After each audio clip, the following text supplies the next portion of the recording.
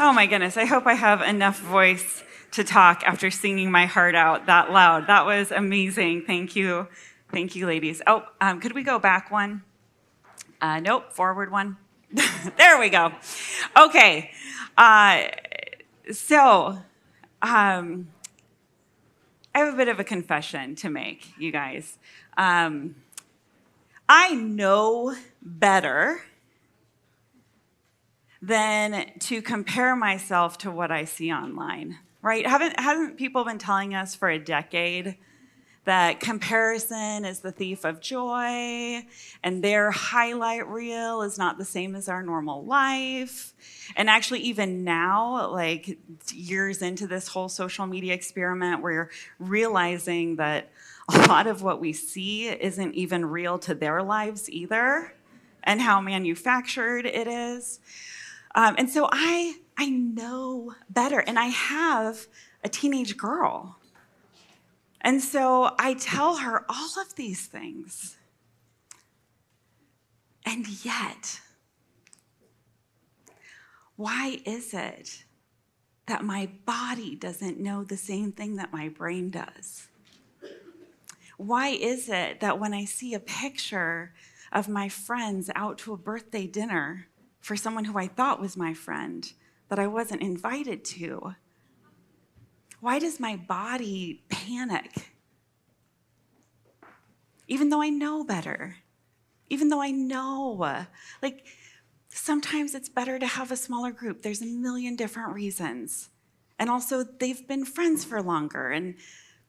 But then the more I tell myself that story, the more that I start to just tell myself that I'm not in the inner circle, and that's okay. I can make peace with it.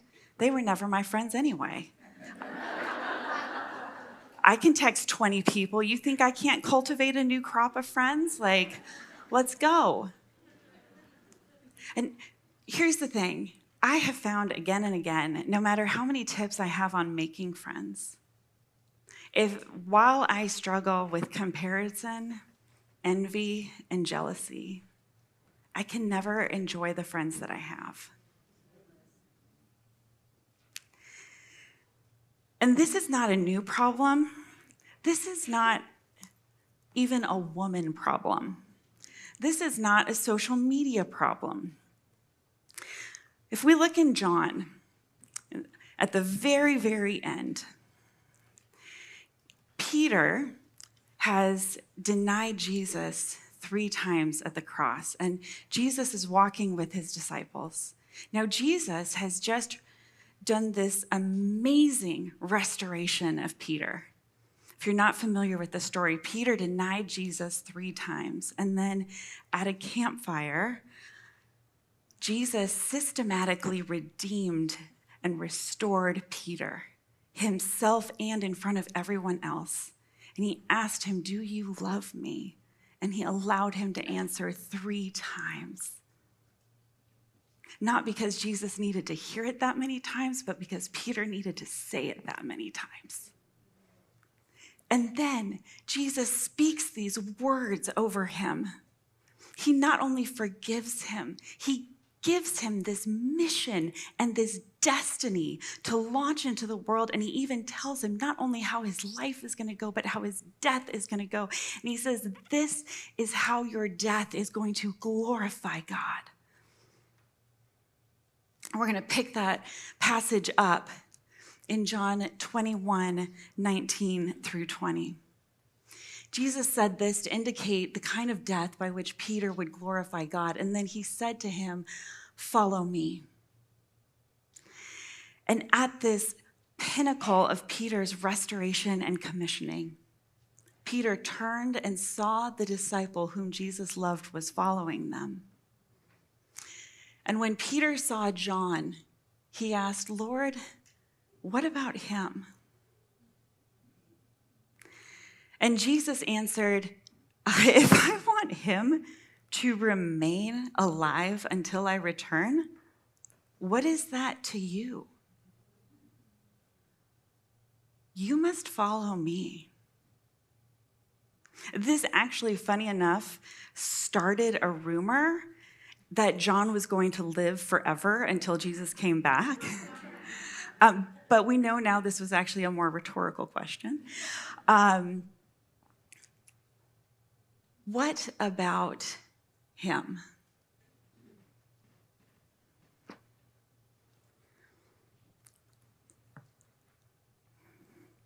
When Peter was given his direction, his purpose, his commission from Jesus, an invitation to follow me, his first question was, what about him?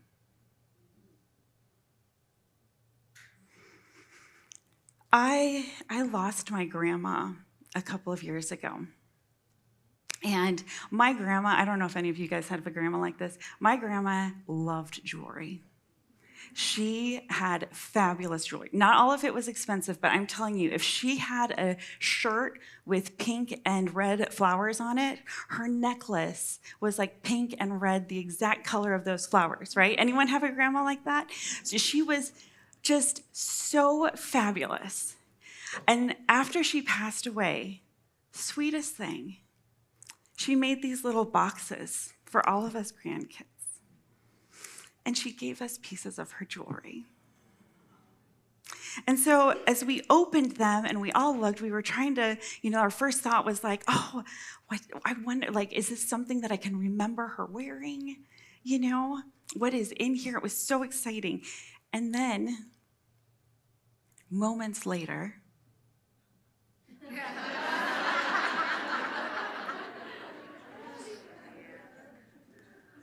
where did that ruby ring go? What did you? And it was as if we imagined that we could somehow stack rank who she loved the most by what was in the box she gave us. There are things that we think that comparison will give us that it just won't. And one of the things that we imagine comparison gives us is a competitive edge, right? And here's the truth. If you've ever watched the Olympics or you're into sports, you know how many times PRs are set at the Olympics, right? Because it actually is a scientific fact that if you are swimming in a lane next to someone and they are 3 inches ahead of you, there is something mentally, physically that happens that can bring out your absolute best peak performance. But here's the reality is, we're not all swimming in the same lanes, right? And so while that might be scientifically true in one context, we are ever rarely comparing apples to oranges. And in fact, the person who has just sped past us professionally could have started that race 10 years ago, building a foundation that we don't see. They could have resources around them and have had time to train and prepare that we don't see.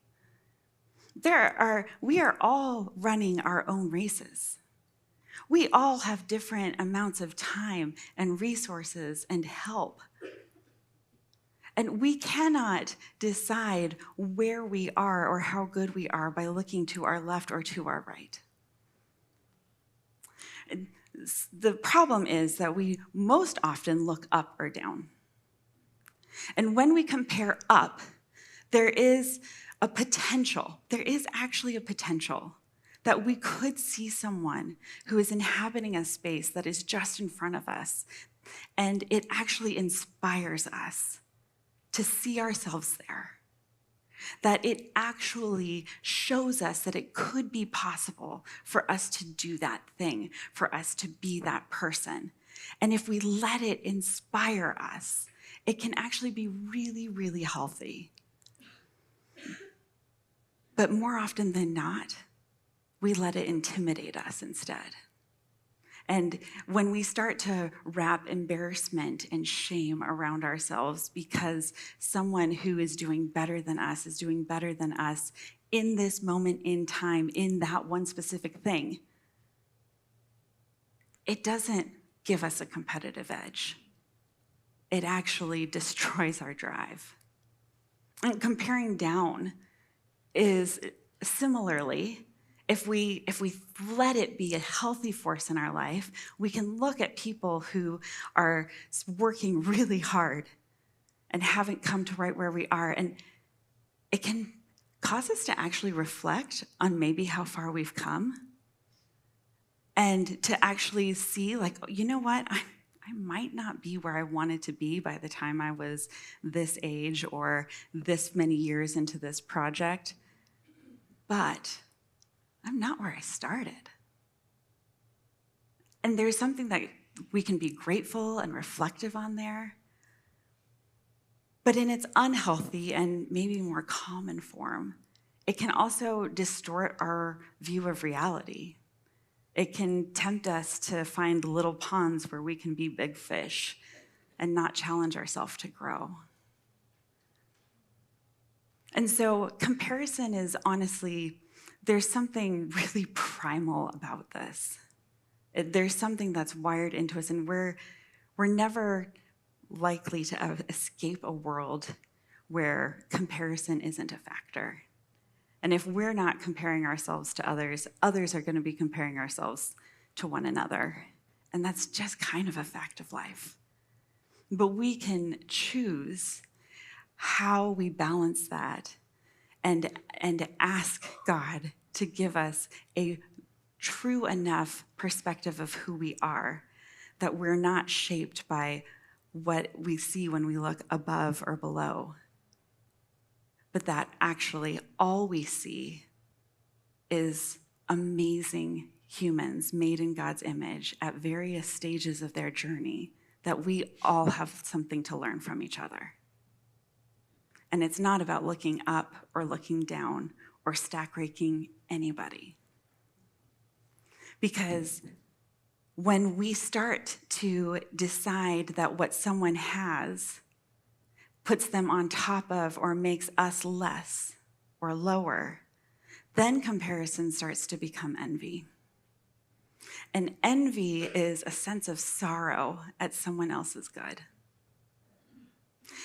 Now, we sometimes misuse this word because I think that there is like a spark of desire that sometimes we say, oh, I'm so envious that she went to Hawaii. But really, we're not actually sad that she went to Hawaii. We are just scouring Southwest for $49 fares, you know? I mean, in some ways, sometimes seeing someone have something that looks like we can be happy for them and let it awaken a desire in us, that's not really envy. But when we see that someone has something or is something or has done something, and that starts to make us feel sad, when it starts to make us feel panicked or less than, then it becomes envy. And here's the problem with envy. Not only is it a very clever device of self-torture, it is also the absolute opposite of love. Love is hoping the highest good for someone else. And if we want to be in love and share love and live a life of love, envy has no place in it. And in fact, it closes us off from it. And that is the real danger.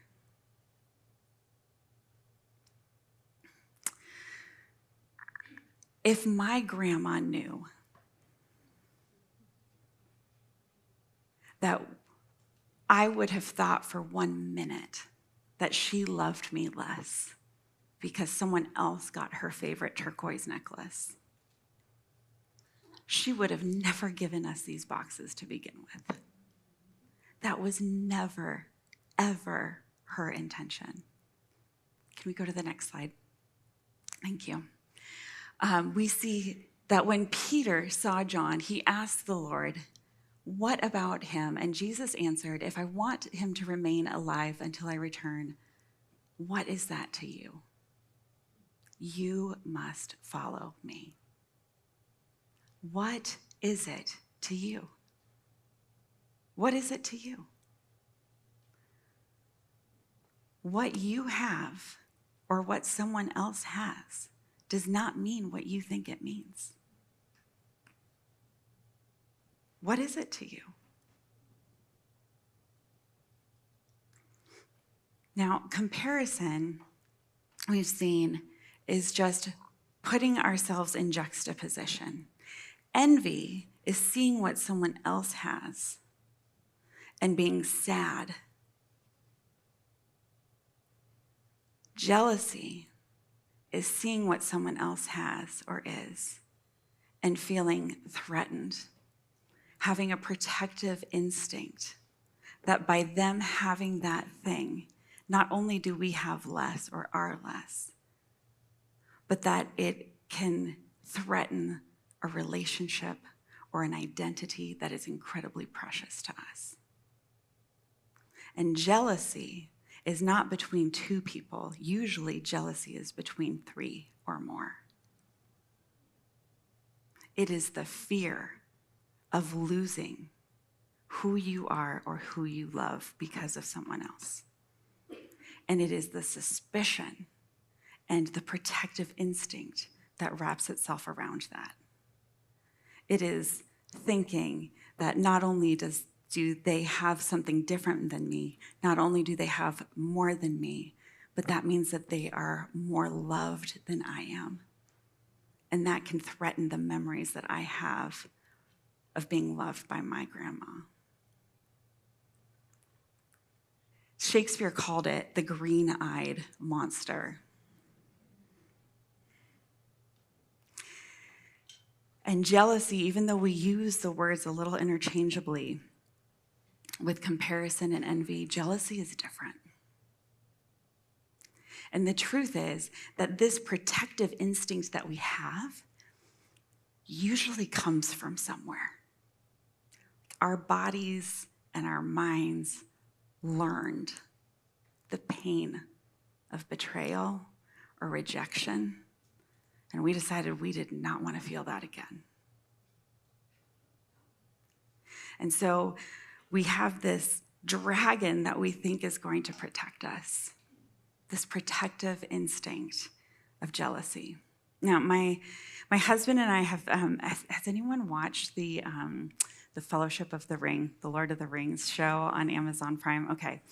So I'm a huge C.S. Lewis and Tolkien fan, and when this show came out, we were so excited. It's like one of the few shows that my husband and I both enjoy watching. And there's this scene at some point where they're like, bring this scroll, and they're like, you have no idea what it has cost the elves to bring you this. And I want to tell you 4 things about jealousy tonight. And you just cannot imagine what it has cost this elf to bring this to you. Because these are not things that I should know better. These are things that I know. And I learned most of them the hard way. The truth is that jealousy promises to protect us from what's happened in the past, but instead, it's using old scripts against us. Because we know that time that shiny new girl came and our very best friend suddenly was not our best friend anymore. Or whatever story that it is. And somehow in our minds, we cannot see that we are not 14 anymore.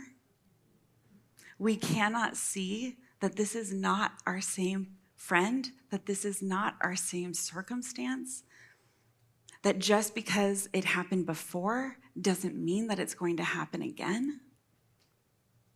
But we decided that this event or this series of events has proven something about us.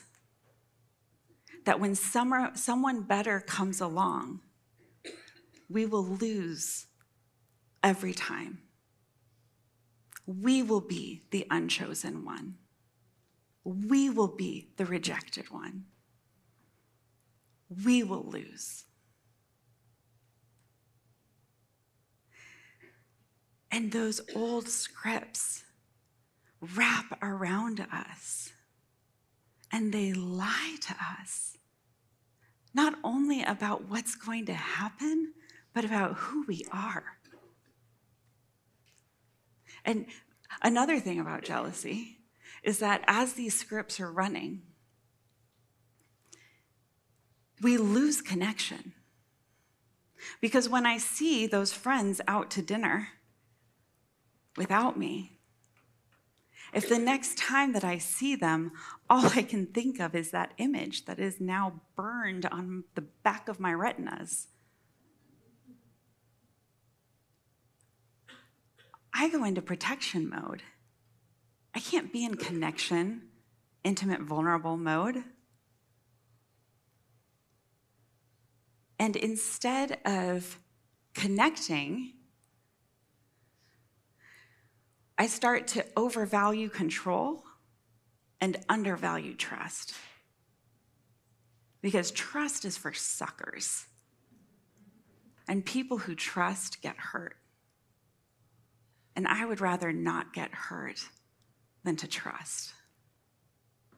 And it turns out that that's a really rough way to be a friend.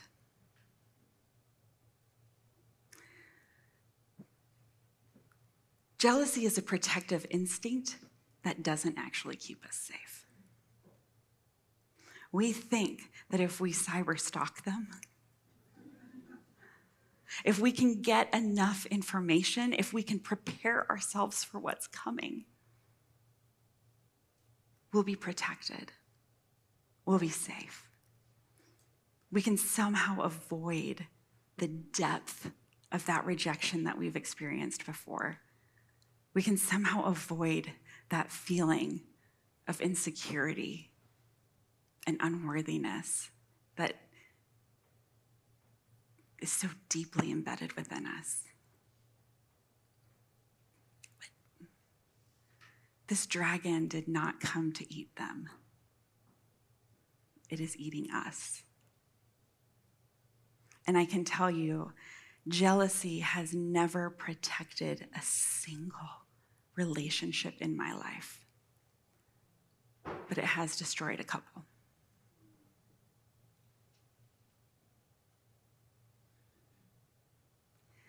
So,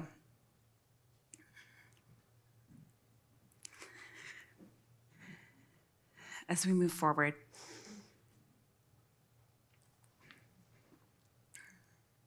Jesus had issued this invitation to Peter to follow him. But Peter turned and saw John. And in fact, in the passage, so John, this is John's gospel. So supposedly John is actually writing this story. And John actually says, Peter turned and saw the disciple who Jesus loved, the one who had leaned back against Jesus at the supper, and asked,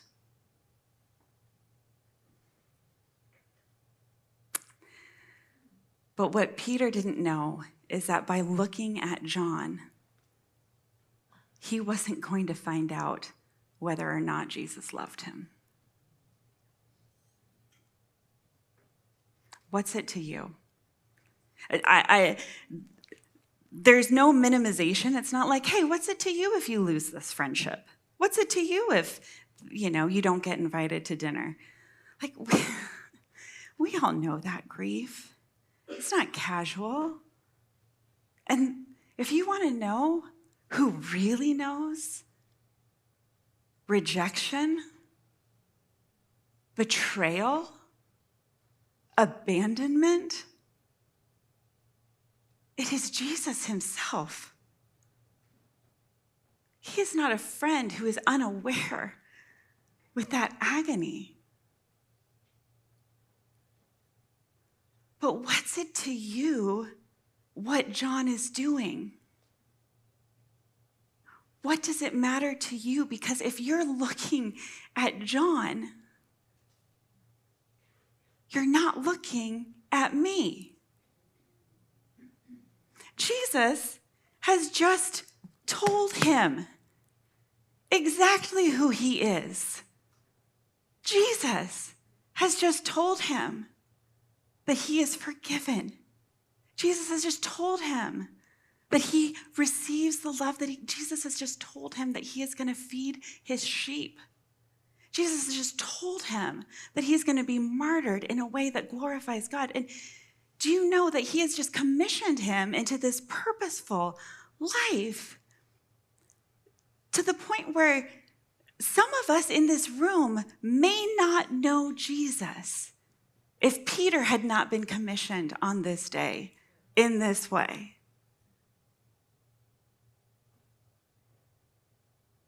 Jesus is saying, why are you looking somewhere else to figure out who you are or who you aren't? I have already told you who you are. We may not know exactly the life or the end of our life that Jesus is calling us to. Peter got a few more details than us. I'm honestly kind of grateful I don't have some of the details that Peter got. But Jesus has already told us who we are too. And we don't have to look to someone else to know how loved we are or where we are in the stack rank. You are loved. You are already loved. You are more than loved. You are redeemed. You are not the unchosen one. You are the chosen one. You are not the rejected one. You are the accepted one. You are not the unworthy one. You have been washed clean and wrapped in the very person of Jesus.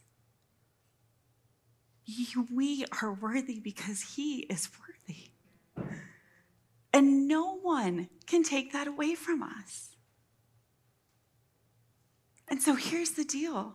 When we get those inevitable feelings of unworthiness, when we feel those broken scripts and patterns of rejection, we can choose to try to protect ourselves in a false sense of security with a self-sabotaging jealousy, envy, and comparison. We can choose to try to protect it. Or we can choose a different protector. We can choose to come to Jesus for healing instead. We can choose to be loved. And loved people love people. And I know, I remember when I was in college and someone told me they were dating Jesus. And I was like, that doesn't sound like fun. You know? And I think that there's something about having, Jesus is your friend. You're like, yeah, but does he drink Diet Coke and binge Netflix? Because otherwise, I'm still looking for applications. But here's the thing that I have found and know to be true. Although embodied friendship is it's a sacred, amazing gift, there is something about having a deep friendship with Jesus, of letting him tell me who I am, that allows me to go out and speak life and love in the world, to not only give friendship in a different way, but to finally be able to receive it without suspicion. What a friend we have in Jesus. As the band comes up, I'm just going to invite you to close your eyes.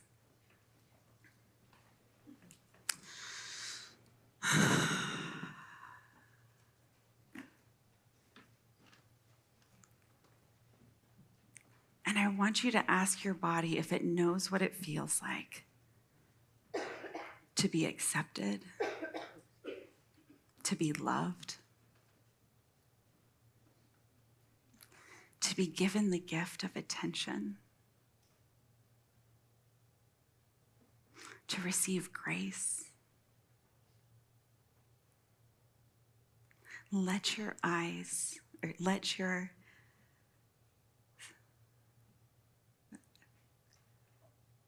spirit rest under the loving eyes of Jesus and ask his voice to sing over you so that you can know exactly who you are and the love that already surrounds you.